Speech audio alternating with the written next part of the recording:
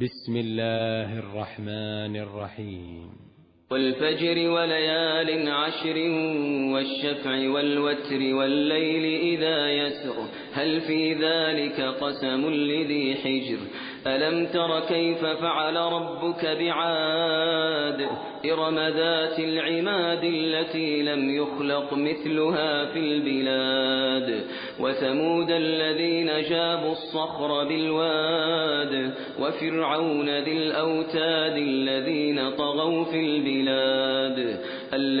طغوا في البلاد فأكثروا فيها الفساد فصب عليهم ربك سوط عذاب إن ربك لبالمرصاد فأما الإنسان إذا ما ابتلاه ربه فأكرمه ونعمه فيقول ربي أكرمن وأما إذا ما ابتلاه فقدر عليه رزقه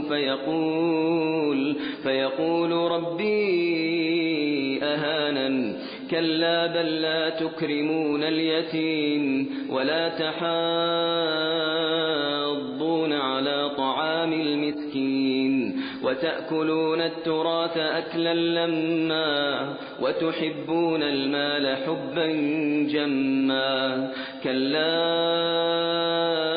إذا دكت الأرض دكا دكا وجاء ربك والملك صفا صفا وجيء يومئذ بجهنم يومئذ يتذكر الإنسان وأنى له الذكرى يقول يا ليتني قدمت لحياتي فيومئذ لا يعذب عذابه أحد ولا يوثق وثاقه أحد يا أيتها النفس المطمئنة ارجعي إلى ربك راضية مرضية فادخلي في عبادي وادخلي جنتي.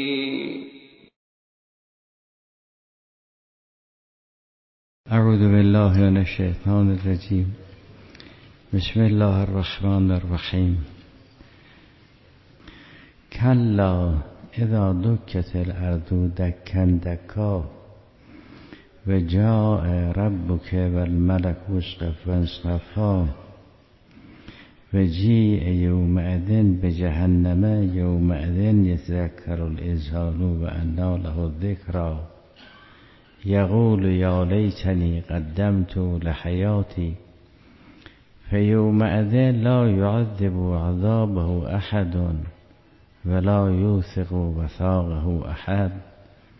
این سوره مبارکی که علیه بالغلبه او الفجر است و در مکه نازل شد بعد از چند سوگند مربوط به زمان، شب، صبح و مانند آن و گرامی داشت این سوگند برای انسان عاقل قسمتی از جریان اقوام طاغی گذشته را ذکر فرمود. بعد در پایان فرمود مهمترین اقوام ستمگر و ستمکار همین عاد و ثمود و فرعون ذی الاوتاد بودند و این تعذیب اختصاصی به گذشته ندارد، اصل کلی و جامع در با این علت بیان شده ان ربک لبالمرصاد. خب در این قسمت فرمود که نظام ارزشی رو خدا باید معین کند. خیلی ها خیال بکنن که اگر چونچه وضع مالیشون خوب بشه این گرامی داشت خداست. نه خیر، این چنین نیست، این امتحانه و اگر خدا اینا کرده یه مقدار مشکل مالی پیدا کند تو خدا معاذالله اونا رو اهانت کرده. نه، اهانت نکرده، امتحان کرده. در اینجا فرمود توده مردم اونجور خیال میکنن ولی اینطور نیست. وظیفه که گرامی داشت یتیم است و تأمین نیازهای مسکین است و امثال ذالک. خب این ان ربک لبالمرصاد مال گذشته دنیا رو فرمود، عاد را فرمود، قوم ثمود را فرمود و قوم فرعون فرمود که همه اینا رو ما به عذاب الهی گرفتار کردیم. درباره معاد چیکار میکنند؟ فرمود درباره معاد اینه: کلا، یعنی این بینش ها و این گرایش ها اینطور نیست. اذا دکت الارض دکن دکا، این دکای دوم تأکید دکای اول نیست. یعنی اون گوشه رو میکوبیم، این گوشه رو میکوبیم، این گوشه رو میکوبیم، اون گوشه رو میکوبیم، اونجا مندک میشه، اونجا مندک میشه. این دوتا یعنی ما لیس به واحد، نه یعنی دوتا، نه یعنی دو جا رو میکوبیم. اگر گفتن سلام سلاما یعنی ما لیس به واحد. اینجا هم دک لیس به واحد، اونجا رو مندک میکنیم، اونجا رو مندک میکنیم، اون آسمون رو مندک میکنیم، اون کوه رو مندک میکنیم. صفا صفا هم همینه، اونجا فرشته صف بستن، اینجا صف بستن. تثنیه در این گونه از موارد یعنی ما لیس به واحد، نه یعنی دو، و نه دومی تأکید اولی است. حالا در یه هم صحنه میخواد جریان جهنم رو ترسیم بکنه. حالا افتادن هیچ خدا نکنم ببینیم اون وقتی که نعره میکشه و این کسی بتونه تحمل بکنه. این جهنم وقتی افراد تبهکار رو از دور میبینه، اذا رأتهم من مکان بعید سمعوا لها تغیظا. اذا رأتهم یعنی رأتهم، جهنم ببینه، نه رأوها. یه چیز روشن بیدار مدرکیست، میبینی کیا رو دارن میارن دیگر. اذا رأتهم من مکان بعید سمعوا لها تغیظا و زفیرا، فریادش خفه میکنه. خدا نکنه ما از نزدیک رو ببینیم، نمیخوام تماشا کنیم. برای چی تماشا کنیم؟ ما وظیفه‌مون این است که آمنا به جمیع ما جاء به النبی و آمنوا مثلا، این وظیفه ماست. درباره خصوصیات اون چه که بیان و رشد و یقینی است که خب آدم اظهار نظر میکنه، اما اون چه که قطعی و بیان و شفاف نیست با احتیاط حرکت میکنه. در یه جایی مثلا صریحاً قرآن داشته باشه که جهنم یه گودالیست، یه چالیست، افراد میندازن توی، هم چیزی که تو آیات نیست. اما مسئله آوردن جهنم تو قرآن مطرح است که جهنم رو میارن. معلومش جهنم یه چیز منقولیه دیگه. حالا اون روایتی که در ذیل این آیه است میخونیم، بعدم ملاحظه فرمایید. فرمود به این که وقتی که کوبیدیم همه جا را، فرشته هم همه اینها صف بستن، جهنم رو میارن. اولا جهنم یه مثلثی، 3 ضلع دارد. این اضلاع سگانه را قرآن در 3 بخش از آیات مشخص کرد که اضلاع سگانه جهنم، عناصر محوری جهنم کیا هستند. الان این کوره های بلند ذوب آهن و امثال آهن که بخوان یه چیزی رو داغ کنن یا گرم کنن، بسوزنن، آب کنن، چیکار میکنن؟ یه مواد اولیه را که سابقا هیزم بود، حالا یا بعد جغل سنگ است یا نفت است یا گازوئیل است، این مواد اولیه سوخت و سوز ای رو میریزه.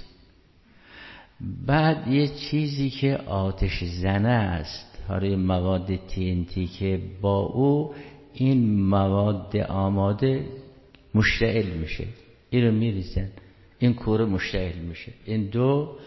بعد اون چیزهایی که باید بریزن اینجا و آب بکنند یا داغ بکنند میریزن، این 3. این کار کوره است دیگر. این کوره جهنم را ذات اقدس الله مشخص کرد. فرمود هیزمش خود ظالمینن، ما از جنگل هیزم نمیاریم. این قاسطانی که در برابر هست تعبیر ایستادن، اینا مارغان و قاسطان و ناکسان. و اما القاسطون فکانوا لجهنم حطبا، هیزم جهنم اینان، بس مواد اولیه اینا. خب این مواد اولیه، این هیزم ها رو که ریختن تو جهنم، خود این هیزم ها که مشتعل نمیشن که یه چیزی باید اینا رو بگیرونه دیگه. اون چیزی که این مواد را مشتعل میکنه بهش میگن وقود النار. وقود حالا یا آتش زنه است یا آتش گیره است، بالاخره ما تو قد به ناره، مثل کبریته. کبریت میگن وقود دیگر. خب وقود چیه؟ وقود هم خود همه انسان هستن، منتها اونی که سرقت جزئی داره اون جزء حطب است، اونی که اختلاس نجومی داره اون جزء وقوده. وقتی قرآن وقود رو معرفی بکند بگد وقود الناس و الحجاره. این حجاره هم حالا سنگ هایی که گفتن از اون بت درست کردن، اونها وقتی سوخت میشه جهنم میره، تعذیب مضاعف است نسبت به بت پرستا دیگر. ممکنه یه حجاره دیگه هم باشه ولی اینطور تعبیر شده که وقود الناس به قرینه این ناس، رهبران بت پرستی، رهبران طغیان، رهبران استکبار، اینا وقود النارن، وقود الناس و الحجاره. این یه اصل کلی. پس ما یوقد به النارم رهبران کفرن. سوم بقیه انسان ها رو میدن تو آتش دیگه. پس هر سش انسان شد. تو روایات ما دارد به این که وقتی این آیه نازل شد وجود مبارک پیغمبر لرزید. اصحاب دیدن که حضرت وضعش عوض شد. این رو سنی ها هم نقل کردن، یعنی زمخشری هم نقل کرد که در این گونه از موارد تنها کسی که میتوانست مثلا در خدمت حضرت باشد وجود مبارک استعمیر بود. بالاخره وجود مبارک استعمیر رو گفتن جریان این است که پیغمبر خیلی وضعش به هم خورد. حضرت آمد،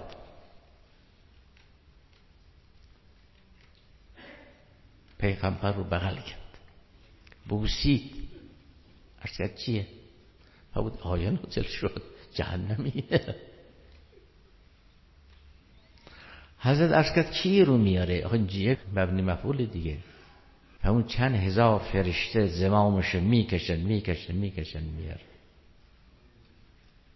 این ترس، این خوف عظیم بود دیگه. و جیء یومئذ به جهنم یومئذ یتذکر الانسان. این رو جناب زمخشری میگه این تناقض است. نه تناقضی در کار نیست. یومئذ یتذکر الانسان، اما این تذکر فایده ندارد. و انا له ذکری یعنی متذکر میشه، یا لیتنی میگه اما خب حسرت دیگه بی اثره. یه وقت یه تذکر سودمند است که انسان جبران میکنه، خب بله، اما الان جا برای جبران نیست. همین معنی تو سوره مبارکه نازعات اونجا هم گذشت دیگه. آیه 35 سوره مبارکه نازعات هم بود یتذکر الانسان ما سعی. به یادش میفته چرا بی راه رفته. منتها این تذکر فایده ندارد، راه برای جبران نیست که، چون الیوم عمل ولا حساب و غدا حساب ولا عمل. اونجا هم جای عمل و توبه اینا باشه، اونجا شریعت میخواد، دستور میخواد، فقه میخواد، رساله عملیه میخواد. اونجا که این دو نیست، اونجا داره جزاست دیگر. خب فرمود به این که و انا له ذکر. در انسان دیگه فایده ندارد. یقول یا لیتنی قدمت لحیاتی. در اون روز عذاب سخت و تلخی دارد. الحمدلله رب العالمین. بوی بهش میوزد از کربلای تو،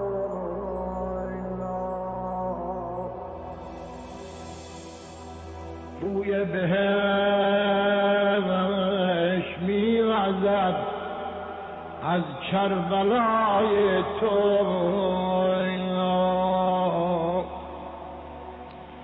ای 100,000 جان گرامی فدای تو.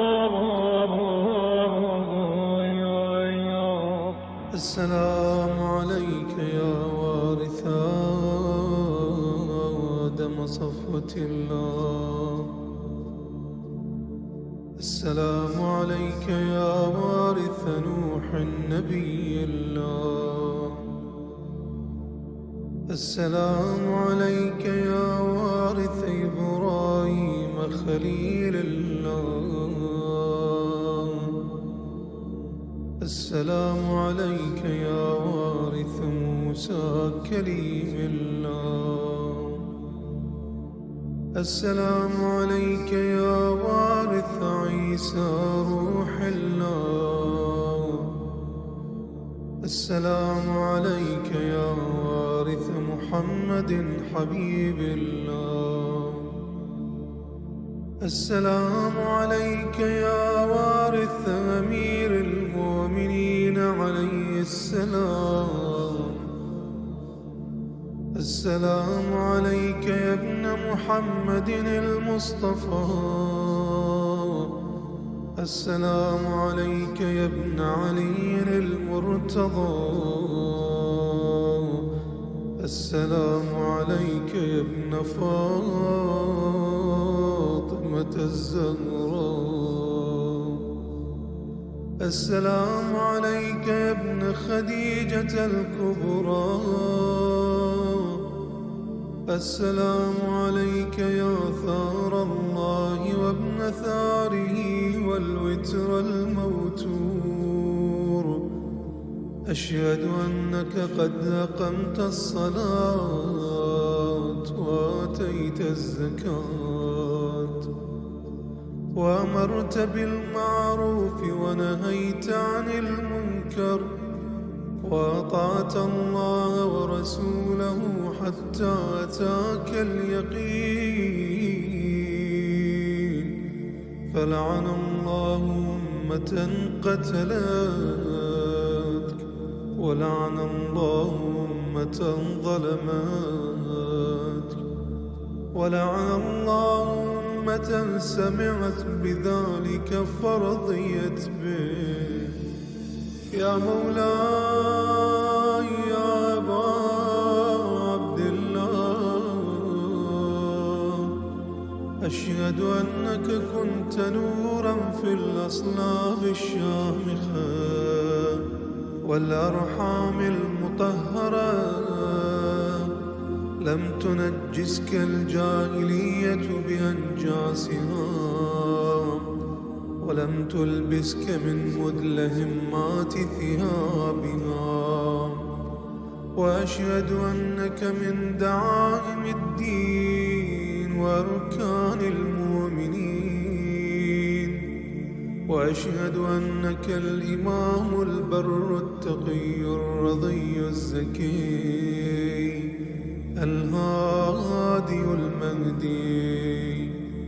وأشهد أن الأئمة من ولدك كلمة التقوى وأعلام الهدى والعروة الوثقى والحجة على أهل الدنيا. وأشهد الله وملائكته وأنبياءه ورسله أني بكم مؤمن وبإيابكم موقن بشرائع ديني وخواتيم عملي، وقلبي لقلبكم سلم وأمري لأمركم متبع. صلوات الله عليكم وعلى أرواحكم وعلى أجسادكم وعلى أجسامكم وعلى شاهدكم وعلى غائبكم وعلى ظاهركم وعلى باطنكم. بأبي أنت وأمي يا ابن رسول الله. بأبي أنت وأمي يا أبا عبد الله. لقد عظمت الرزية وجلت المصيبة بك علينا وعلى جميع أهل السماوات والأرض. فلعن الله أمة أسرجت وألجمت وتهيأت لقتالك يا مولاي يا أبا عبد الله.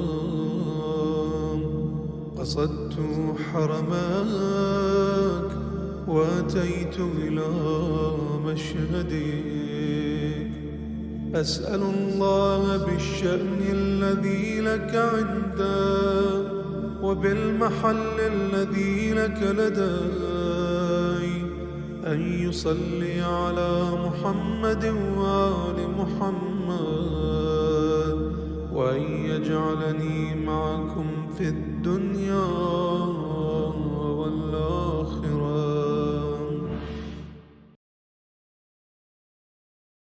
پیش چشمم را پرده‌ای از خون پوشیده است.